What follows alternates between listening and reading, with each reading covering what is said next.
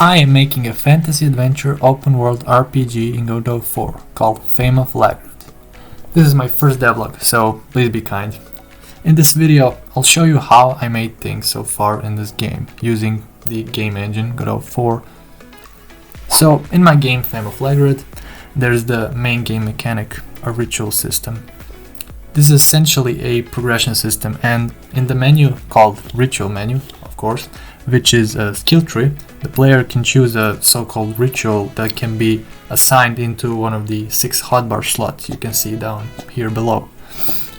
Rituals are the main thing in the game. With them, the player can attack, defend, or just use them as magic incantations, quote unquote, that can heal them or change other effects in the environment. For example, later I will make it so that some rituals can be used to summon creatures that aid the player. Rituals require spirit energy, which is, in the game lore, energy that resides in every single thing, living creature or inanimate object, like materials, which are items that are also required for most of the rituals. Think of it as crafting in Minecraft. You need to plan out which materials you need for a thing you want to do, and for that thing you need an item. But in this game, it's a ritual. So the gameplay loop goes something like this. The player bumps into an obstacle or gets confronted by an enemy or multiple enemies. Then he needs to do a ritual to advance, obviously, or get rid of the enemy or obstacle. For that ritual, the player very frequently needs a certain amount of spirit energy and some specific materials. For this, usually a mini adventure, quote unquote, is required in order to obtain said material, and usually the player needs to perform some rituals to acquire that spirit energy. So it's basically like, a progression skill tree, but this tree has multiple ritual branches that the player goes up or down actually if he loses spirit energy. The thing is, the ritual tree I mentioned isn't really a generic skill tree that you see in most RPGs.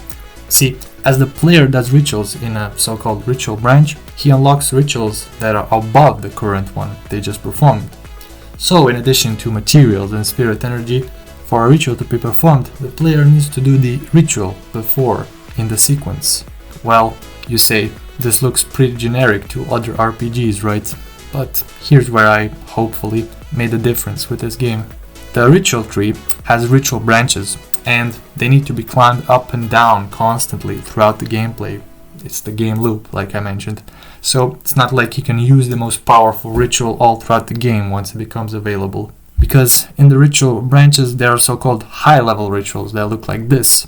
And when performed, these rituals essentially take away all your current spirit energy. So after that, you need to gather desired spirit energy all over again, sometimes even by different means than before. But not only that, there's also sequential rituals. These rituals, as their name implies, require a specific sequence of rituals to be performed before they can become available. And then they can either be quick performed when they appear on the top left under the health bar, as you can see, by pressing S, or they can be manually assigned into a hotbar slot. This is if the player wishes to perform them sometime later, of course. But in that latter case, bear in mind, no other ritual can be performed if you want the sequential one to still remain available. All in all, this kind of progression system is not at all linear. At times, I would like the player to think really hard, and often it's about strategically performing rituals in a certain sequence. I haven't actually implemented enough in the game to show you this just yet, but some enemies will be resistant to some rituals, or some boss fights will require strategic thinking and use of these rituals. It won't always be about repeatedly using a powerful ritual to steamroll through the level, because the attack likely won't be available after one use if it's a high-level ritual. And also, I would like to share with you a bit of how I made the system in Godot so far. So it all started with a prototype, as I of course wanted to make sure the system will be plausible for me to code. I haven't mentioned it already, but I have only been using Godot for the past year, and never before that even tackled the game development. And I'm looking back now, all of this wasn't too big as I saw it back then when I started. So I made a simple player controller with just this default Godot icon representing the player sprite, and I made it walk in 8 directions with the script. I added the ritual menu prototype with the ugly looking icons and also the items placed all around the place. I coded these to be collectible and made a simple inventory system, as well as being able to discard the items by left clicking. I coded the prerequisites for some rituals in this prototype and got it working as well. So gradually, as I saw the thing is possible to code and that it works, I made assets for the game. So I started with the cave environment in the first level. I had some weird looking textures at first, and then I slowly started adding more.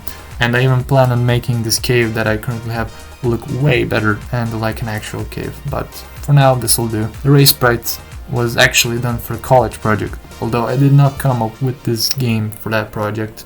I was actually planning it way before. But since then, I changed the animations a bit, and if you're wondering, I'm making these spreadsheets in Krita, a free digital illustration software. Probably have heard of it. I know there's more efficient ways with software that actually makes spreadsheets for you, but for now, they suit me well. I added all the collisions, proper Y sorting for when going behind these rocks. I made this cave level divided into 5 parts for performance reasons. This is of course how I plan on managing the rest of the game's map parts.